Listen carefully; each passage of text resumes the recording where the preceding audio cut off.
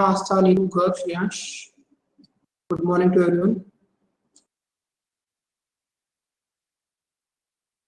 All good? Hmm?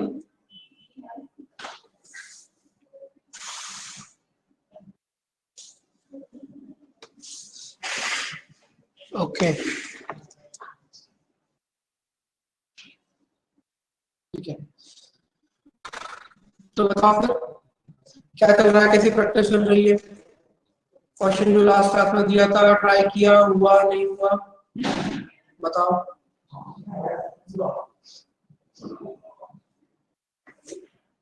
हम्म,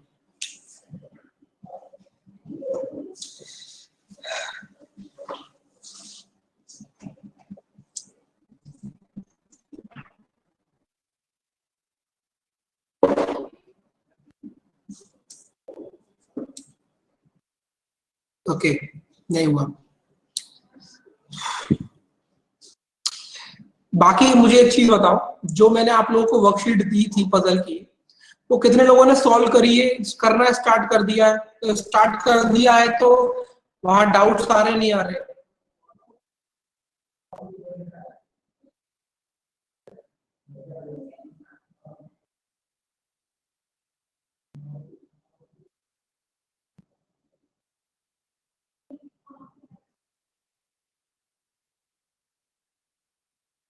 ठीक है, गर्व एक काम करोगे आप, जो देखो जो लोग कर रहे हैं मैं उनके लिए सजेशन और सॉल्यूशन है, बाकी जो लोग नहीं कर रहे हैं मैं कुछ नहीं कर सकता। गर्व एक काम करना, शायद इस वीक की जो लास्ट क्लास है थर्सडे फ्राइडे, उस दिन वो मैंने डाउट क्लास रखी है। ठीक है, देखो आप लोगों का सिलेबस काफी अच्छा चल रहा है रीजनिंग का, तो टेंशन लेने की जरूरत नहीं है, आराम से करेंगे, आपके डाउट्स को भी क्लियर करते हुए चलेंगे। ठीक है, तो जो आपका डाउट्स होंगे गर्व आप वो मुझे भेज देना। ठीक है, मैम को, रोमा मैम को पर्सनली टेलीग्राम पे वो तीनों क्वेश्चंस के नंबर भेज देना, कोई बात नहीं। ठीक है गर्व, तो वो जब भी इस वीक की कोई सी भी क्लास में वो मैं डाउट्स ले लूंगा। ठीक है, चलो, तो जो क्वेश्चन आप लोगों ने ट्राई किया, आप लोगों से नहीं हुआ, उसको सॉल्व करते हैं। ठीक है, वैसे आज हम लोग इनइक्वालिटी स्टार्ट करने वाले थे, बट कोई बात नहीं, उसको कल से कर लेंगे, या आज टाइम बचेगा तब कर लेंगे। ठीक है,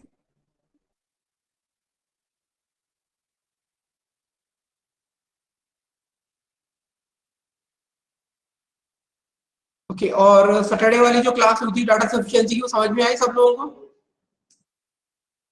डाटा सफिशिएंसी टॉपिक हमने ऑलमोस्ट कंप्लीट किया है। ठीक है, तो क्वेश्चंस, अच्छे क्वेश्चंस, काफी अच्छे अच्छे लेवल के क्वेश्चन मैंने उसमें इंक्लूड करे लास्ट में।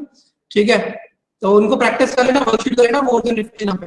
बाकी आपके जितने बेसिक्स स्ट्रांग होंगे डाटा सफिशिएंसी में, तो वो आपके लिए ज्यादा वर्क करेगा। ठीक है, चलो देखो, सबसे पहले क्वेश्चन क्या है उसको समझेंगे। ए टू एच आर था, और एक चीज और बता दूं आप लोगों को, हम लोग जो सैटरडे को क्लास कर रहे थे, मेंस लेवल की जो हम लोग कर रहे थे ना यूट्यूब के ऊपर, वो अभी सिर्फ इसलिए रुक गई है, इस वीक नहीं हुई थी, और शायद इस वीक वही नहीं हो पाया, क्योंकि बेसिकली होता क्या है कि यूट्यूब पे लाइव करने के साथ हमारे समझो टेक्निकल बंदा आया वो होना चाहिए। ठीक है, क्योंकि हम तो सिर्फ पढ़ा सकते हैं ना, और उसको लाइव कैसे करना है, सब कुछ जो करना है यूट्यूब के ऊपर, वो टेक्निकल बंदा करता है। और सैटरडे को आप लोगों को पता होगा कि यहाँ पर यूपी के अंदर लॉकडाउन है वीकेंड का, तो हमें सैटरडे वाले दिन वर्क फ्रॉम होम करना पड़ता है, तो उसके लिए वो क्लास अभी के लिए फिलहाल इसलिए हम लोगों ने उसको पोस्टपोन किया है। बट जैसे ही चीजें सही होंगी we will continue with that, because वो क्लास आपके लिए बहुत हेल्पफुल रहेगी आगे फ्यूचर में। ठीक है, तो आप लोग कभी भी कहीं भी हो, वो क्लासेस हमेशा आपके लिए रहेंगी यूट्यूब पे, तो हमेशा कनेक्ट करना। और हाँ, मैं उसमें सिर्फ मेंस लेवल के अच्छे लेवल के क्वेश्चन ही कराया करूंगा। ठीक है, तो so that you can stay connected with me उस चीज के थ्रू। ठीक है, और आप लोगों का मिलती नहीं दोबारा सर, कोमल मतलब मिलती नहीं मतलब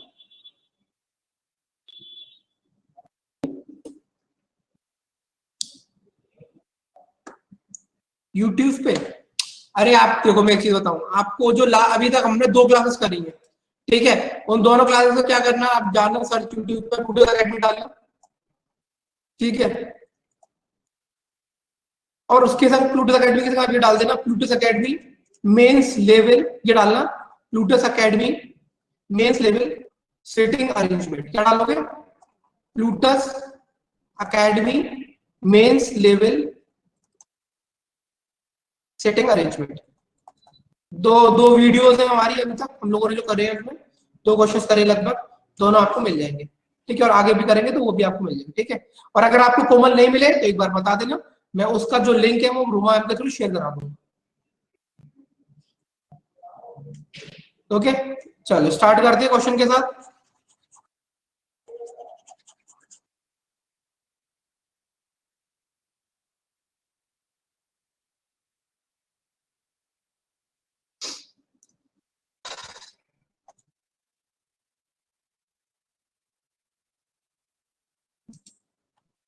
ए से लेके एच तक there are 8 family members having distinct salary, working efficiency and age in each category.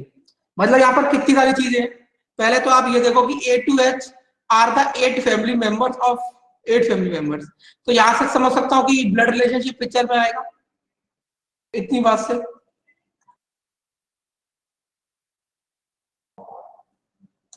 उसके बाद having distinct salary, working efficiency and age in each category. मतलब 3 चीज और है, क्या क्या है? सैलरी,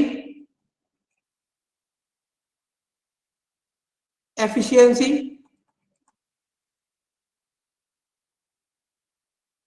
और एज।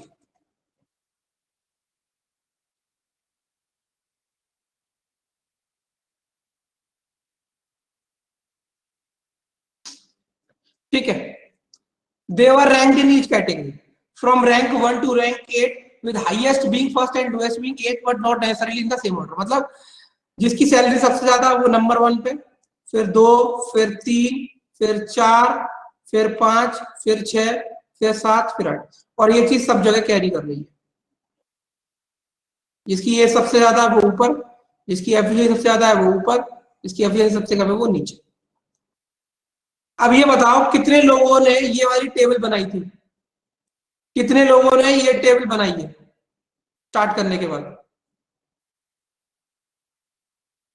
ओके,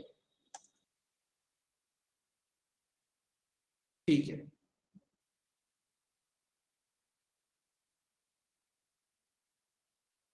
चलो, तो ये तो सबसे पहला स्टेप है आपका कि आपको आइडेंटिफाई करना है कि क्या क्या पैरामीटर्स आपको दिए गए हैं और क्या क्या चीजें आपकी हैं। ओके, एक सेकंड रुको, यहाँ पर बहुत ज्यादा गर्मी हो रही है। चलो,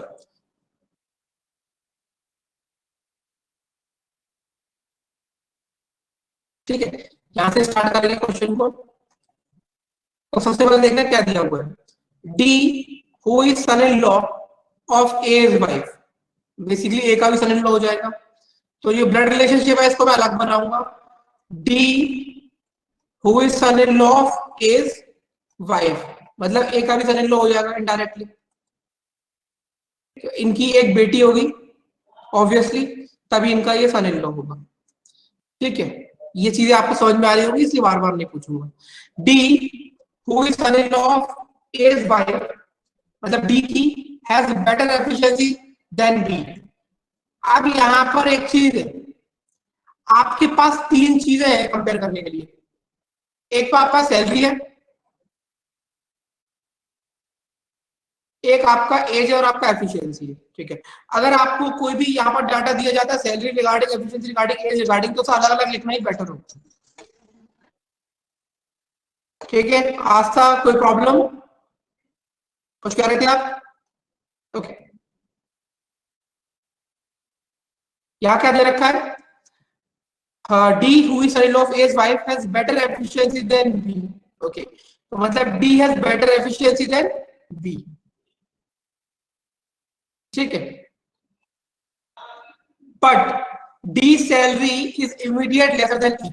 अब यहां पर एक चीज देखो, D salary is immediately lesser than E का मतलब, अब यहां पर अब मुझे एक चीज बताओ, मैंने ये दोनों चीजों को एक तरीके से ही दिखाया है, बट यहां पर डिफरेंस है बहुत बड़ा, क्योंकि डी की एफिशिएंसी बेटर देन बी है, बट यहां पर कहीं भी ये नहीं लिखा कि जस्ट बेटर है, ये बिल्कुल हल्की हाल बेटर है। बट दूसरी जगह यहां लिखा है but D salary immediately lesser than E, मतलब ई के बाद जो कम सैलरी वाला है वो डी है, कोई और नहीं है। तो जो इमीडिएट वाली चीज है उनको एरो लगा दो, जिससे आपको पता चल जाएगा कि ये इमीडिएट है। और इसको एज इट इज छोड़ दो, इससे पता लग जाएगा कि हाँ इनके बीच में और भी लोग आ सकते हैं। ये बात समझ आई बच्चों? ये बात समझ आई?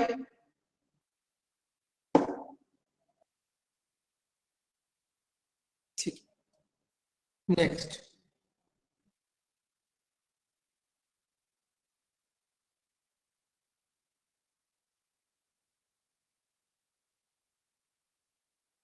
B is grandfather of H. तो B is grandfather of H, तो इससे मुझे ज्यादा जानकारी नहीं मिल पाएगी, तो अलग से बना लूंगा।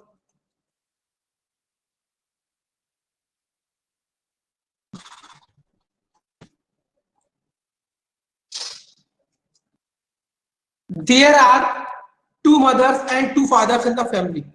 मतलब दो माता जी हैं और दो पिताजी हैं।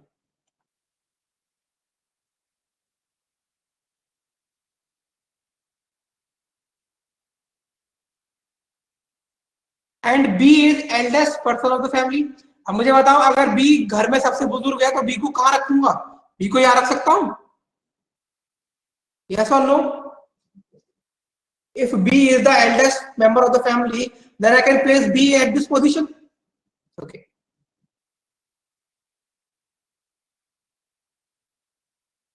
E, mother of H and C. Okay. E is mother of H and C. Okay. E is mother of H and C. तो जो E है वो H और C की कौन है? माँ है।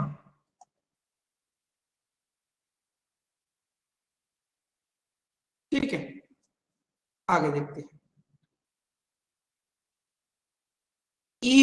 E is mother of H and C and getting higher salary than both H and C.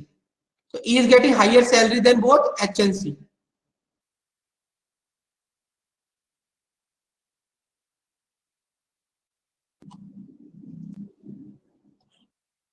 But E has lower efficiency than H and C.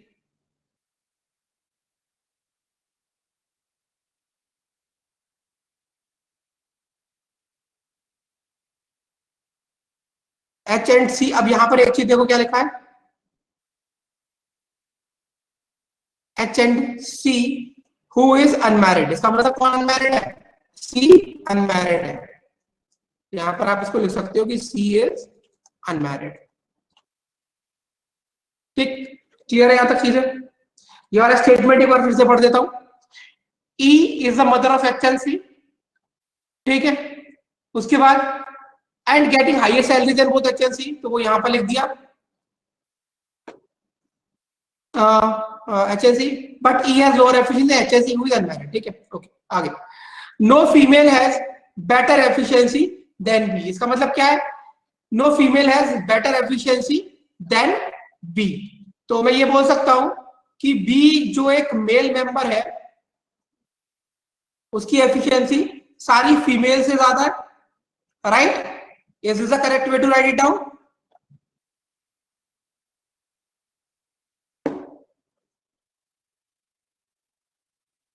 Is this the correct way to write it down?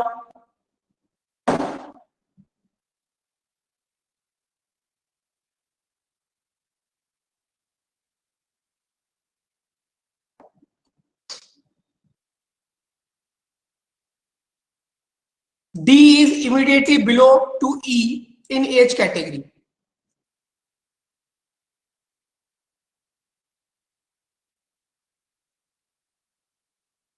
A, D and G does not have the same rank in any of the tree categories। मतलब A, D और G की तीनों ही उसमें अलग अलग rank है, different rank है, मतलब तीनों में से किसी की भी रैंक सेम नहीं है।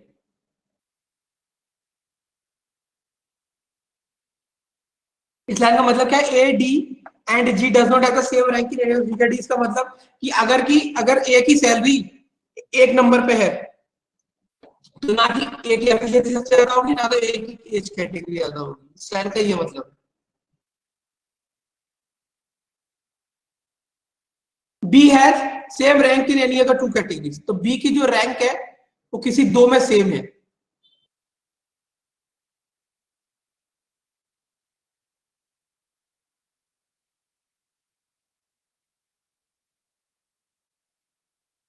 A has better efficiency among all members, तो ऑब्वियसली बात है ए यहां आ जाएगा। F has lower salary among all members, F यहां आ जाएगा।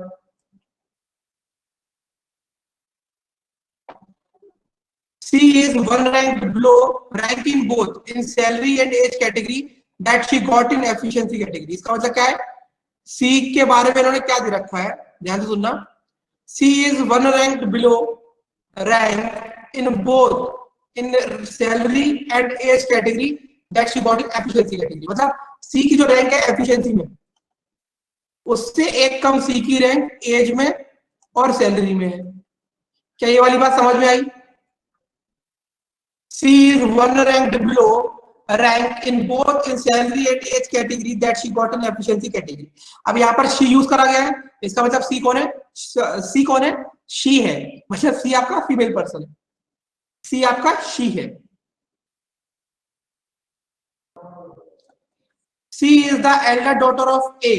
ओके, अब आप इसको कनेक्ट कर सकते हो। देखो C is the elder daughter of A, और इसका मतलब क्या है, C आपका अनमैरिड भी था, और C का देखो CH का, C और H सिबलिंग्स थे, E इनकी मदर थी, तो इसका मतलब क्या है, E यहां आ जाएगा। ठीक है, और दूसरी चीज C तो मैरिड थी नहीं, तो इसका मतलब H फीमेल हो जाएगा और H मैरिड हो जाएगा, C यहां आ जाएगा। ठीक, उसके बाद B कौन थी, ग्रैंड मदर थी H की, तो B यहां आ जाएगा। 1 2 3 4 5 6 लोग हो चुके। ठीक है, 2 फादर थे, तो अभी एक ही फादर, 2 फादर हो चुके हैं, ए और बी। 2 मदर थी लेकिन अभी एक ही मदर हुई है। ठीक, समझ आया यहाँ तक? फैमिली ट्री जो बना है अभी हमारा, फैमिली ट्री जो हमारा अभी बना है, कंप्लीट हुआ है, वो समझ में आया उतना जितना बना है। ठीक है, C is the elder daughter of A and has better efficiency than both her mother and grandmother। Okay, इसका मतलब क्या है, C is the elder daughter of A and has better efficiency than both her mother and grandmother। तो जो C की efficiency है वो अपनी मदर से और ग्रैंड मदर से दोनों से ज्यादा है।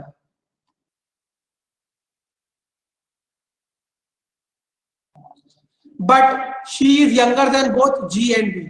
इसका मतलब क्या है, C जो C है वो यंगर है किससे, G और B से।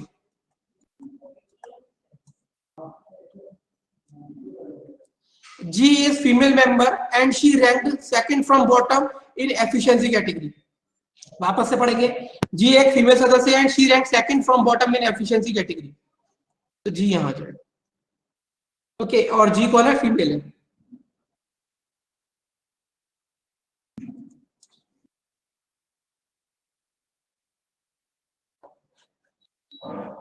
Okay, G is a female member and she ranked second from the bottom in efficiency category and got lesser salary than D। Okay, G got lesser salary than D।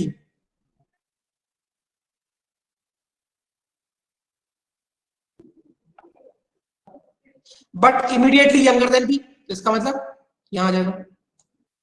ये यहां तक statement समझ आया सब लोगों को? ये वाला पूरा जी के बारे में दिया हुआ था। ठीक है, आगे F is grandson of G. Okay, तो F is grandson of G का मतलब क्या हो गया, and has rank in same in all category. मतलब एफ की जो रैंक है, F is grandson of G and has same rank in all category. मतलब एफ की रैंक सैलरी में नीचे थी, इसका मतलब एफ की रैंक यहाँ पे भी यही है और एफ की रैंक यहाँ पर भी यही है। अब देखो, F is grandson of G and has same rank in all category. अब इसको आप मिलाओगे कैसे, क्योंकि आपको 2 मदर भी करनी थी, जी आपकी फीमेल है, तो जी की शादी आप करा दोगे बी से। अब जैसे जी की शादी बी से हो गई, 2 मदर मिल गई, 2 फादर मिल गए, और 1 2 3 4 5 6 7, और एफ इनका भाई हो जाएगा जो सबसे छोटा है, क्योंकि एफ के बारे में यहाँ क्या दे रखा था, F is the grandson, F is grandson of G and same rank in all categories. क्या यहाँ तक सब लोगों को क्लियर है? अभी तक जो जो लिखा हुआ है, ये जो फैमिली ट्री आपका कंप्लीट हो चुका है, क्या ये समझ आया सब लोगों को?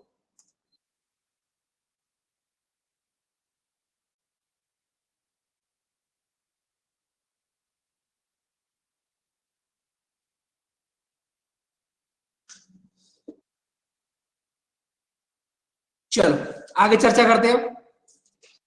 Equal number of males and females are there in the family। Let's check it out that whether we have got it right or not। So just count the number of male persons B A D F 4 male, H C E G female. तो हमारा ये point correct है ना। G has one daughter, okay, G has one daughter, इसका मतलब क्या हुआ? इसका मतलब क्या हुआ? 1 2 3 4 5 6 7 8 लोग हो गए। इसका मतलब ये है कि जी के और बी की डॉटर है, ए उनका सन इन लॉ है। क्या ये बात समझ आई? क्या ये वाली बात समझ में आई आप लोगों के? जो ई है वो बी और जी की डॉटर है और ए उनका सन इन लॉ है, ठीक है। चलिए, जी सन इन लॉ सैलरी, तो जी का सन इन लॉ कौन है? ए। मतलब जी सन इन लॉ सैलरी यानी कि A, and A's father in law salary, A के फादर इन लॉ कौन है? B, are in consecutive rank. मतलब क्या है कि ए की सैलरी, क्योंकि जी के सन इन लॉ यानी ए की, एंड ए के फादर इन लॉ यानी कि बी की जो सैलरी है वो कंसेक्यूटिव रैंक पे है। इसका मतलब क्या है? ए और बी साथ साथ लगे हुए हैं सैलरी कैटेगरी में। मतलब ए और बी ये क्या है? एडजेसेंट है, ठीक। तो ये पूरा सवाल पढ़ लिया हम लोगों ने, जो रफ वर्क बन रहा था वो बना लिया। अब मुझे बताओ क्या समझ आया? क्योंकि आपका ये वाला काम भी हो चुका, ब्लड रिलेशनशिप बन चुका आपका, कंप्लीट है ये। अब आपको ये टेबल कंप्लीट करनी है। क्या यहाँ तक सब लोगों को समझ आया? कि थम्स अप करके एक बार बता दो बेटा quickly, so that we can start with whatever we have written down as a rough work.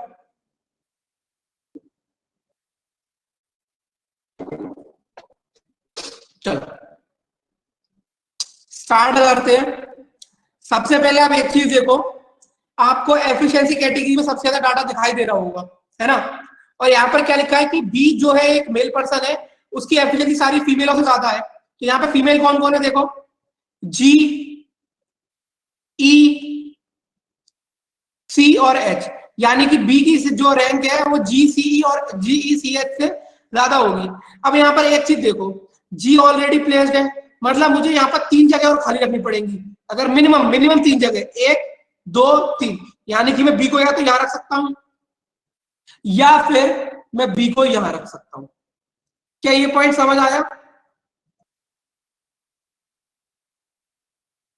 क्या ये पॉइंट समझ आया? ठीक है। अब देखो, देखो ऑब्वियसली कि इसको बनाने की जरूरत थी नहीं। मैं बताऊं क्यों, बताता हूं क्यों। क्योंकि ये जरूरत इसलिए नहीं थी क्योंकि डी की रैंक बी से ज्यादा है। इसका मतलब एक जरा तो ऊपर खाली रखना पड़ेगा, तो डी आपका यहाँ आएगा। अगर मैं फिल कर देता तो यहाँ पर डी नहीं आ पाता, ठीक है। तो ये कंप्लीट हो गया ए डी और बी। अब देखो यहाँ पर जी ई सी एच में लगी हुई है भीड़, तो जो एच और सी है उनकी रैंक ई से बेटर है। इसका मतलब एच और सी, तो ई यहाँ आ जाएगा ऑटोमेटिकली।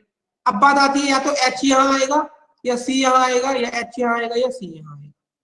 बताओ क्लियर है सबको? क्योंकि जी भी नीचे हो गया, ई सी एच सब नीचे हो गया। और अब ये वो यहाँ पर क्या लिखा है, सी की जो एफिशिएंसी है वो अपनी मदर और ग्रैंड मदर से बेटर है। तो सी की मदर कौन है?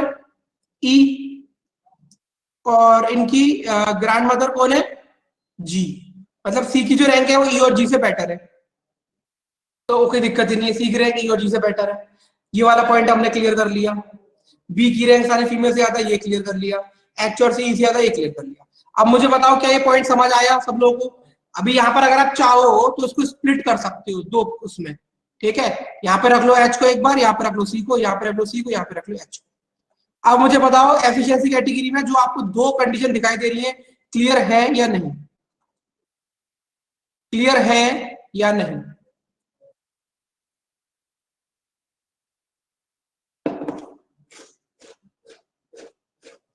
ठीक है, ओके।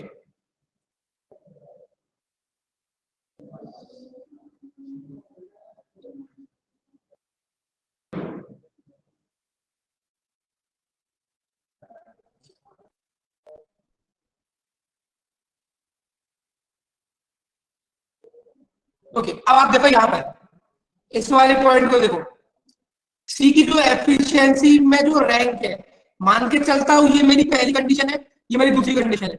सी की जो एफिशिएंसी में रैंक है उससे एक नीचे उसकी एज और सैलरी दोनों में है। तो अगर यहाँ पर मैं दो केसेस में से स्प्लिट करता हूँ वापस से, तो पहली कंडीशन के अकॉर्डिंग अगर मैं जाता हूँ तो सी की यहाँ पर रैंक क्या है, फिफ्थ है, इसका मतलब सी की रैंक इधर क्या होगी, सिक्स हो जाएगी, और यहाँ पर सी की रैंक फोर्थ है, यानी कि सी की रैंक यहाँ पे हो जाएगी फिफ्थ। सिमिलर केस होगा यहाँ पर भी। फर्स्ट केस की समझाऊंगा अगर, तो सी की रैंक यहाँ हो जाएगी सिक्स और यहाँ हो जाएगी फिफ्थ, क्योंकि अगर मैं सेकंड के अकॉर्डिंग जा रहा हूं तो उसकी एक रैंक कम होनी चाहिए और फर्स्ट के अकॉर्डिंग भी एक रैंक कम होनी चाहिए।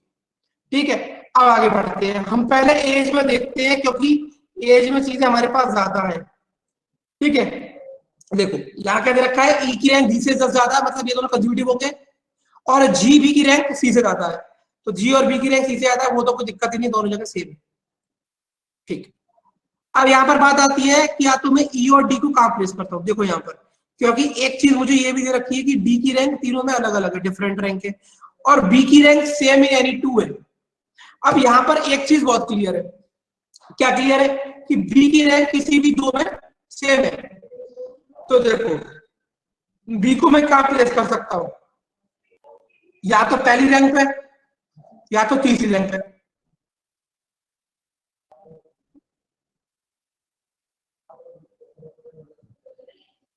ई has rank greater than H and C. देखो यहाँ पर कितने सारे लोगों की, देखो ये चीज मैं ऐसे नहीं बोल रहा, बट यहाँ पर एक चीज देखो, यहाँ से एक चीज आपको क्लियर होगी कि ई की रैंक कितने लोगों से ज्यादा ऊपर है, एक डी से ज्यादा है जस्ट, जी से, एच और सी से, मतलब चार लोग। तो अगर मैं ई को यहाँ पे प्लेस करता हूँ, इस वाली कंडीशन में देखो, ई को अगर मैं यहाँ प्लेस करता हूँ, ठीक है, तो डी यहाँ आ जाएगा, लेकिन यहाँ क्या लिखा है कि डी की रैंक डिफरेंट है, तो इसका मतलब मैं ई को यहाँ प्लेस नहीं करूंगा। फिर मैं ई को अगर यहाँ प्लेस करता हूँ तो डी यहाँ आ जाएगा। ठीक, उसके बाद डी की रैंक जी से ज्यादा है और एच और सी से भी ज्यादा है। ओके, तो जी आपका, अब यहाँ पर मेरी बात को ध्यान से सुनना, देखो आपको ए और बी को भी कंसेक्यूटिव रखना था, अगर आप डी ई यहाँ पर है, डी यहाँ पर है, इसका मतलब एच सी और जी भी नीचे आएंगे, मतलब यहाँ कहीं ना कहीं एच आएगा और यहाँ कहीं ना कहीं आपका जी भी आएगा, एच और जी इन दोनों तीन जगहों पे, एक दो तीन जगहों पे। तो क्या आप ए और बी को कंसेक्यूटिव रख पाओगे, क्या आप ए और बी को कंसेक्यूटिव रख पाओगे, नहीं रख पाओगे। इसका मतलब ई को आप यहाँ नहीं रख सकते, डी को यहाँ नहीं रख सकते, इसको और नीचे शिफ्ट करोगे, ई यहाँ आएगा और डी आपका यहाँ आएगा। क्या ये बात समझ आई, अगर आप इस कंडीशन के हिसाब से, सेकंड वाले के हिसाब से। अब देखो यहाँ पर, अब ए और बी कंसेक्यूटिव प्लेसेस पर है, ठीक है, और आप ये देखोगे कि ए की भी रैंक डिफरेंट है, ए को आप यहाँ नहीं रखोगे, ए को आप रखोगे यहाँ पे, तो बी आपका यहाँ आ जाएगा। क्या ये बात समझ आई या नहीं आई, क्या ये वाला जो सेकंड में मैं पुट कर रहा हूँ, ये बात समझ में आ रही है या नहीं आ रही है, बता दो, बताओ बच्चों जल्दी से।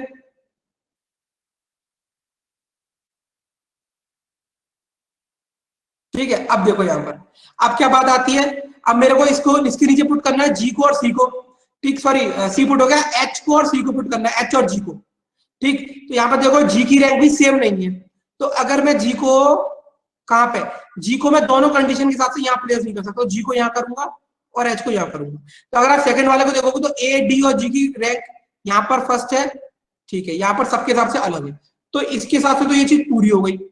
अब बात करते हैं वापस से, अगर मैं सिर्फ सेकंड के हिसाब से चलता जाऊंगा आगे की तरफ, तो देखो यहाँ पे प्लेस करता हूँ चीजों को, बी की रैंक दो में सेम हो गई, कोई दिक्कत नहीं, बी के नीचे जी आ गया, कोई दिक्कत नहीं। ओके, अब एक चीज है कि ई के जस्ट नीचे डी था, ठीक है, तो ई के जस्ट नीचे अगर डी है तो यहाँ पे प्लेस कर नहीं सकता, क्योंकि डी की रैंक सेम हो जाएगी दो जगह, इसका मतलब ई के जस्ट नीचे डी है तो यहाँ पर आ जाएगी। ठीक, अब बात आती है जी और बी की रैंक सी से ज्यादा, वो कोई दिक्कत नहीं। ओके, अब कौन बच रहा है मेरे पास, ए बी जी, ए बचा हुआ है, तो ए की रैंक भी डिफरेंट है सब में, तो ए को ना पहले पे रख सकता हूँ दूसरे पे, तो तीसरे और चौथे पे दोनों में से कहीं भी रख सकता हूँ। ठीक है, और मेरे पास कौन बचा है, ई की रैंक जो सी से ज्यादा वो हो चुका, जी भी सी से ज्यादा है। ओके, अब इसको कहाँ प्लेस करा जाएगा, हमारे पास बचा कौन कौन है इस वाली कंडीशन में, ए बचा है, B C D E F G, H बचा है। Okay, E is just greater than D हो गया, G and B is greater than C. Okay, age category में देखो कैसे करोगे इसे, एज कैटेगरी में आपको कंफ्यूजन किसका हो रहा है, ए का और एच का, तो यहां पर चले जाओ, देखो ए ऑब्वियस सी बात है एस से बड़ा हुआ क्योंकि ए फादर है, बस क्लियर। तो ए यहां आ जाएगा और एच यहां आ जाएगा, समझ आया। अब देखो ए डी और जी की डिफरेंट रैंक है सब में, ए की, डी की देखोगे तो फोर्थ सेकंड, ठीक है, जी की देखोगे तो सिक्स सेवंथ और सेकंड, ठीक है। क्या समझ आया सब लोगों को, क्या समझ आया?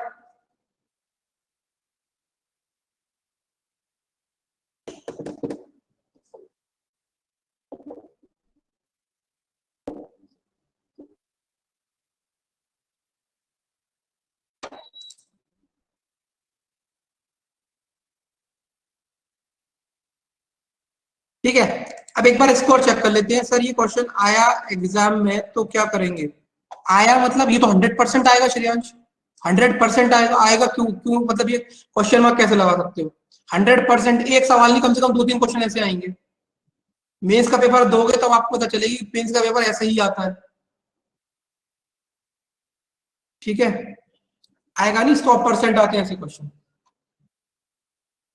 ये आपको ज्यादा से ज्यादा, अगर ये 10 मिनट, अगर आपको ये 10 मार्क का क्वेश्चन है तो maximum max to max 15 minute से ज्यादा नहीं लगने चाहिए,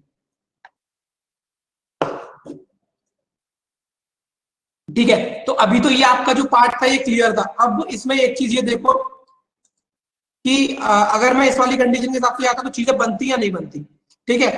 ये पहली वाली के हिसाब से मुझे गलत करना है ना, क्योंकि ये तो मेरा सही हो गया। अब पहली बार एक बार देख लेते हैं, ठीक है। तो देखो ई के ऊपर डी जी और एच सी को रखना है ना, तो देखो मैं कहाँ रखता, क्योंकि मुझे ए और बी भी कंज्यूटिव प्लेस पे चाहिए, तो ऑब्वियस सी बात है कि मैं यहां पर कहीं रख नहीं पाता, यहां पर रखता तो अगेन मुझे डी जी और एच की पोजीशन चाहिए, तो 1 2 3 4 में जाएगा तो ए और बी कंज्यूटिव नहीं हो सकता, तो ई को मैं यही रखता सिर्फ, ठीक है। उसके बाद ई से जस्ट बड़ा डी हो जाता, हो गया।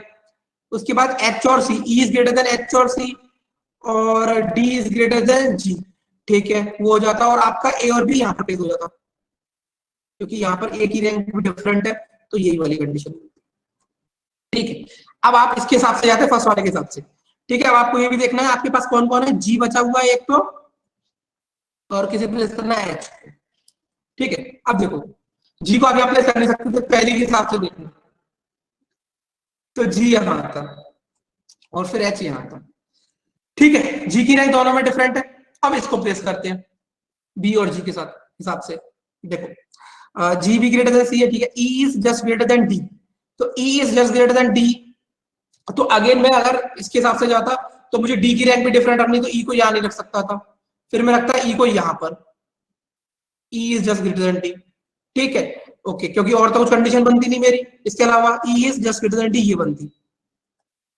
ओके। अब बात आती है एक दो, तो एक और दो खाली है। अब बात आती है कौन कौन बचा, अगेन ए बचा हुआ है यहाँ पे, और यहाँ पे कौन बचा है, एच बचा है। तो अगर आप ए और एच को अगेन प्लेस करोगे तो ए को आपको यहाँ प्लेस करना पड़ता और एच को आपको यहाँ प्लेस करना पड़ता, ठीक। यहाँ पर क्या लिखा था, अब सिर्फ इसको देखना पहले पहले को, ठीक है।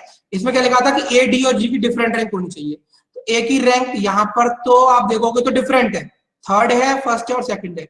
जी की देखोगे तो यहाँ पर कौन सी है, फिफ्थ है, सेवंथ है और सेकंड है, ये भी ठीक है। अब बात करोगे डी की रैंक की, तो डी की रैंक देखो फोर्थ, सेकंड, एक मिनट यहाँ पे डी कहाँ गया, फोर्थ सेकंड और फिफ्थ, एक सेकंड, फोर्थ सेकंड और फिफ्थ, ठीक है। B is same in any two, एक सेकंड, तो फिर हमने यहाँ कुछ मिस किया है क्या, कुछ तो गड़बड़ हुई है, ई की rank just greater than D है,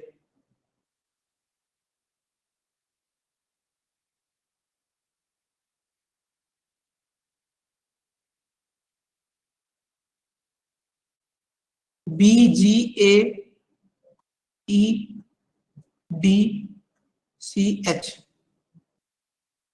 यहाँ पर कहीं ना कहीं कुछ तो गड़बड़ हुई है, क्योंकि डी की रैंक यहाँ पे, एक सेकंड,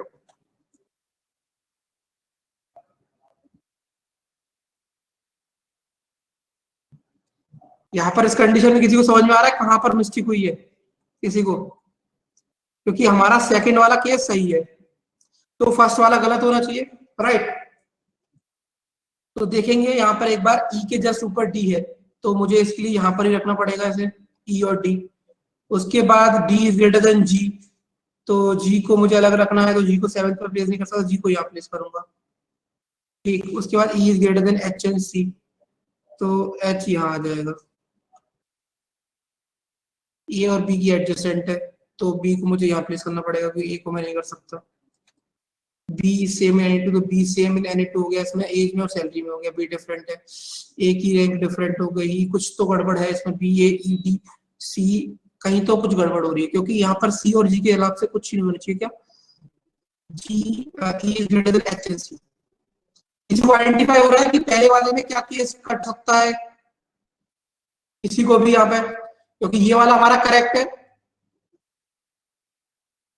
किसी को भी हो रहा है, कुछ समझ में आ रही चीजें कि कहाँ कटनी चाहिए चीजें? क्योंकि यहाँ पर एक केस हमारा गलत होगा, पहला वाला।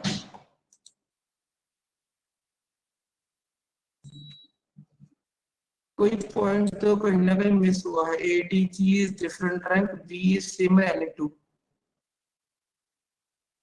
एक second, B is greater than G A and ई।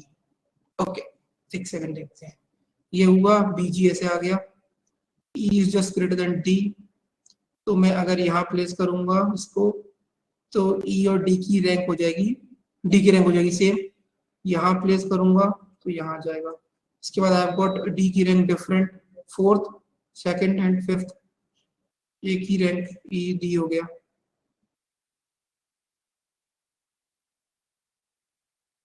एक second, E is greater than D, D is greater than C is greater than F. यहाँ पे आ जाएगा एच, यहाँ पे आ जाएगा ए। गड़बड़ कहाँ हो रही है? हम्म,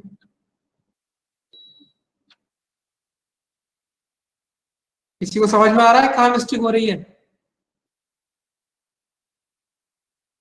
पी जी ए, देखो यहाँ पर क्वेश्चन गलत कहाँ हुआ वो समझो। देखो, कोई पता लगा सकता है यहाँ पर? यहाँ पे ये तो ठीक है, B A E D C G H C. देखो यहाँ पर ये वाला जो सेकंड बन रहा है ये गलत है, कैसे कोई पता लगा सकता है? कोई भी?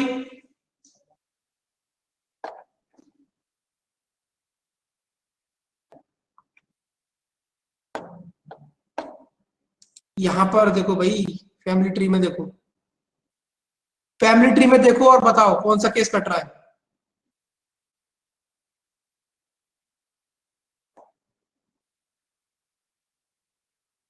फैमिली ट्री में देखो और बताओ। कोई आइडिया नहीं लग रहा किसी को? गर्व?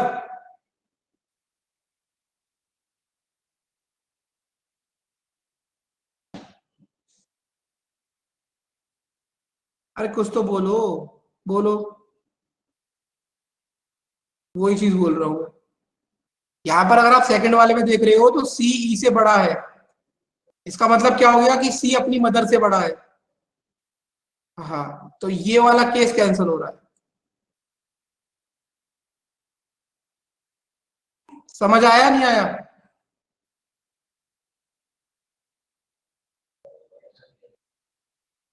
ठीक है, बाकी चीज चेक कर लो। ए और डी और जी की डिफरेंट रैंक है सबके अंदर, तो ए की सेकंड है, यहाँ फर्स्ट है, यहाँ पे थर्ड है। उसके बाद डी की रैंक फोर्थ, सेकंड और फिफ्थ, और जी की रैंक यहाँ पर फिफ्थ, सेवेंथ और सेकंड। क्लियर है क्वेश्चन? बता दो, क्वेश्चन क्लियर है या नहीं?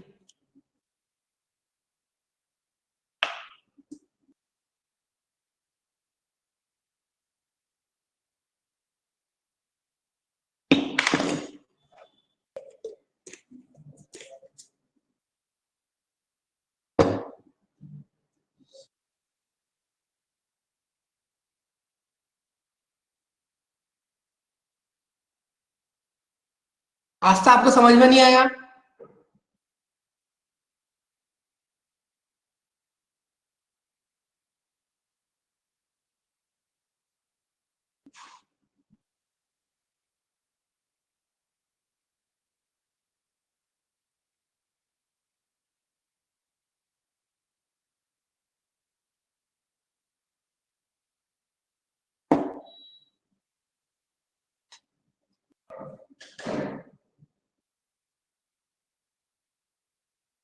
आप में से कितने लोगों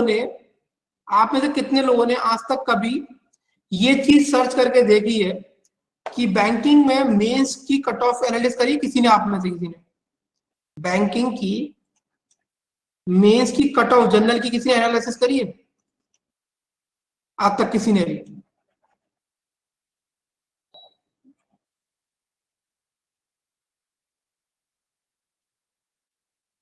आईबीपीएस क्लर्क इस साल का बताया था मैंने, 76 आउट ऑफ 200 मार्क्स पे जनरल का बंदा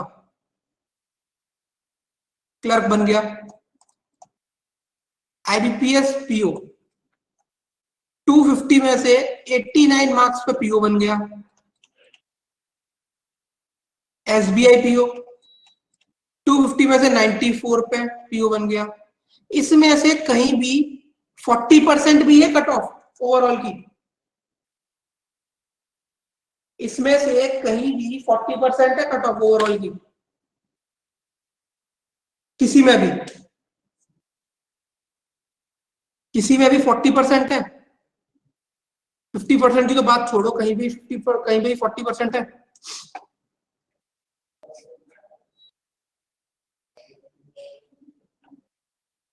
7 नंबर श्रेयांश। आईबीपीएस क्लर्क इस साल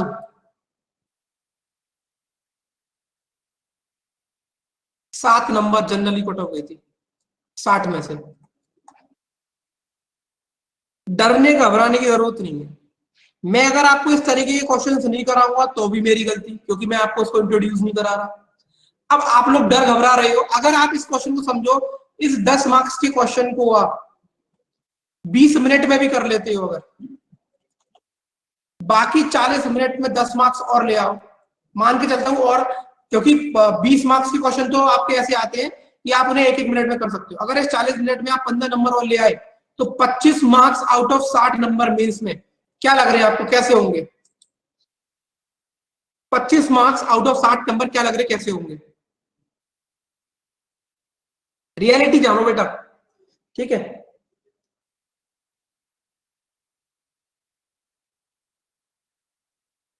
ठीक ठाक, ठीक ठाक। एक बार मेंस का पेपर देना, अपने आप मालूम पड़ जाएगा ठीक ठाक होगा या क्या होगा। 25 नंबर बहुत अच्छा स्कोर माना जाता है। पेपर नहीं पता आपको भी मेंस का कैसा होता है, इसलिए आप लोग बोल रहे हो ठीक ठाक नहीं होता। वहां पे 15 नंबर लाने में भी ना बच्चों के प्राण सूख जाते हैं, पसीने पसीने हो जाते हैं बच्चे वहां पे मेंस के पेपर में। पेपर जब हिलता नहीं है ना, उन लोगों को सॉल्व नहीं होता ना, तो पूरे ऊपर से लेकर नीचे तक पसीने पसीने हो जाते हैं। जो मैं आपको इवन बताता हूं कि आरआरबी पीओ के अंदर जो मैंने पेपर दिया था, उसके अंदर मेरा स्कोर आया था 24 मार्क्स। 60 में से नहीं था वो, आरआरबी पीओ में वो मार्क्स है 40 में से। मतलब अगर मैं इसे 60 में कन्वर्ट करता तो 36 नंबर होते मेरे। मेंस का पेपर की बता रहा हूँ, ठीक है? तो जो 25 स्कोर अगर आपका आता है 60 में से, 25-30 के बीच में, बहुत अच्छा स्कोर है, याद रखना इस चीज को, ठीक है? आप लोग चाहोगे तो मैं कभी किसी दिन आपको अपना जो स्क्रीनशॉट है अपने स्कोर कार्ड का, आरआरबी पीओ मेंस का, वो दिखा दूंगा। उसके अंदर मैं अपना स्कोर बता देता हूँ आपको क्या क्या था, मेरे पास है भी। आप चाहोगे तो कभी भी मैं स्क्रीनशॉट दिखा दूंगा, क्योंकि स्टूडेंट्स को तो ऑब्वियसली बात है कि हमें भी अगर कोई बताता है कि ऐसे, तो जब तक बिलीव नहीं होता तब तक हम उसका स्कोर कार्ड देख नहीं लेते, ठीक है? तो आरआरबी पीओ की जो कट ऑफ गई थी जनरल की, वो गई थी 200 में से 70 मार्क्स। मेरा स्कोर था 200 में से 94। इसमें से रीजनिंग सेक्शन में 40 में से 24 थे, मैथ्स में 40 में से 29 थे। यही मेरे मेजर स्कोर थे। और जनरल अवेयरनेस का स्कोर नहीं पूछना बस, क्योंकि जनरल अवेयरनेस में पढ़ नहीं पाया था, जॉब के चक्कर में हम पढ़ नहीं पाते। नहीं, अभी एक्चुअली उसमें इंटरव्यू हुआ था ना, तो मैं उसके लिए गया नहीं था, क्योंकि मेरी ऑलरेडी दूसरी जगह पे मेरा सिलेक्शन हो रखा है, मेरा इंडियन रेलवे में हो रखा है ना, तो बस उसी के वहीं पे जाना है मुझे। ये तो एग्जाम्स में बेसिकली इसलिए देता हूँ कि सो दैट मैं सारे एग्जाम्स देता हूँ एनालिसिस के लिए, क्योंकि अगर मैं खुद एग्जाम दूंगा तो अपने स्टूडेंट्स को बिल्कुल डिट्टो एज इट इज वो प्रिपरेशन कैसे कराऊं, क्योंकि ऑब्वियसली बात है, आपको भी ये बात पता है कि मेंस लेवल के जो पेपर वगैरह होते हैं ना वो आउट नहीं होते, ठीक है। तो बड़ा मुश्किल होता है एनालिसिस करना, तो एग्जाम देते हैं उसके बाद ही एनालिसिस होती है। समझ आया आपको? मत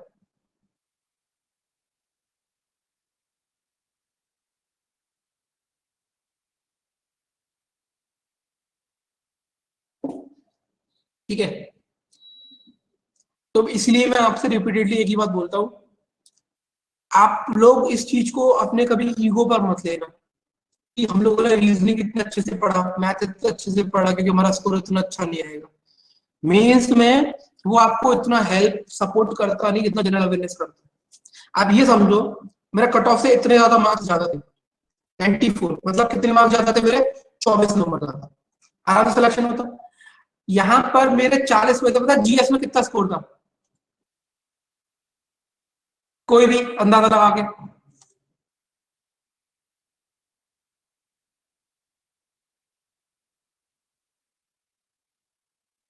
यही कट ऑफ थी। अगर कहीं मैं जनरल अवेयरनेस को अच्छे से पढ़ लेता, हाँ सिर्फ कट ऑफ क्लियर थी इसकी, इस सेक्शन की, अगर इसमें मैं 20 नंबर ले आया था तो मैं कितना ज्यादा ऊपर होता कट ऑफ से, 70, 110, कम से कम 40 नंबर ज्यादा होता कट ऑफ से ज्यादा, ठीक है। और वहां पर इतना हार्ड वर्क नहीं लगता स्कोर करने के लिए। यहाँ पर रीजनिंग और मैथ में एक एक स्कोर बनाने के लिए आपको बहुत ज्यादा मेहनत करनी पड़ जाती है, ठीक है। तो जब तक प्रीलिम्स लेवल की बात है तो प्रीलिम्स के क्वेश्चन आपने करे, आपको पता है कि वो अगर आप मेहनत करोगे ये भी हो जाएंगे मेंस लेवल के। लेकिन यहाँ पर आप कभी मेंस पेपर कभी आप प्री अज्यूम करके नहीं आ सकते कि मुझे इतना स्कोर करना है। आपको पता है आईबीपीएस क्लर्क का जो मेंस का पेपर आया था, रीजनिंग का सेक्शन, उसकी कट ऑफ पीओ के सेक्शन से कम गई है। और ये बच्चों का और मेरा खुद का मानना है कि आईबीपीएस क्लर्क मेंस की जो रीजनिंग सेक्शन आया था वो प्रीलिम से उससे पीओ के लेवल से भी टफ था, सबका मानना था ये। तभी उसकी कट ऑफ 12 नंबर गई थी, सेक्शन इसकी इसकी 7 नंबर गई थी क्लर्क की, ठीक है। तो आप कभी और आप मानोगे नहीं, जनरल अवेयरनेस का सेक्शन इतना आसान था, पेपर हुआ था 28 फरवरी को, पूरा का पूरा करंट जनवरी और फरवरी का भरा हुआ था। मतलब 2 दिन बच्चों ने इन दोनों ईयर मंथ का करा होगा, उसके आराम से 50 में से 40 नंबर आ गए होंगे। नहीं नहीं, पहले अगर दरअसल आप ओवरऑल अगर आप सेक्शनल कट ऑफ क्लियर नहीं करोगे तो ओवरऑल आपकी काउंटिंग ही नहीं होगी।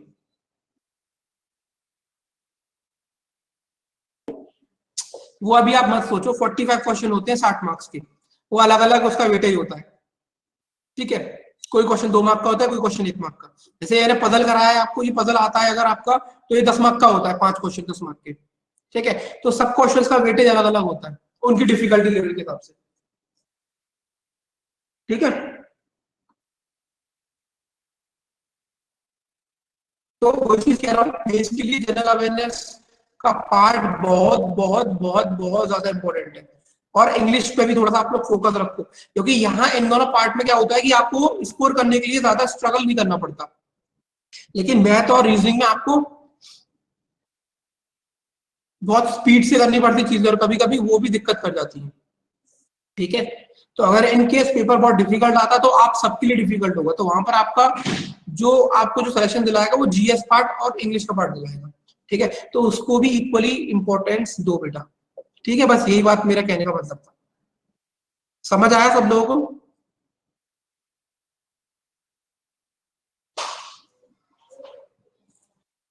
ठीक है, चलो। तो फिर इसको यहाँ तक ही रहने देते हैं, और आप लोगों के जो भी डाउट होंगे ना पजल की वर्कशीट में से, वो भी आप भेज देना मुझे, वो मैं नेक्स्ट क्लास में या इस क्लास में करा दूंगा।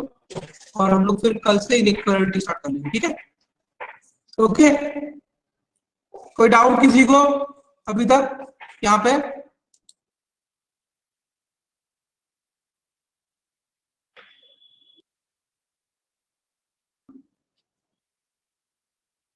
चलो फिर ठीक है, बाय बाय, अपना ख्याल रखो, मिलते हैं नेक्स्ट क्लास में।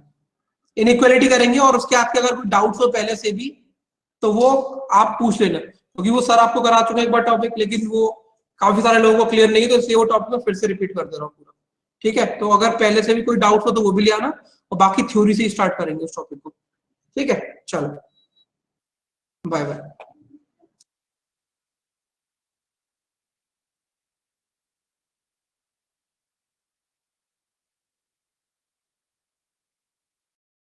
है।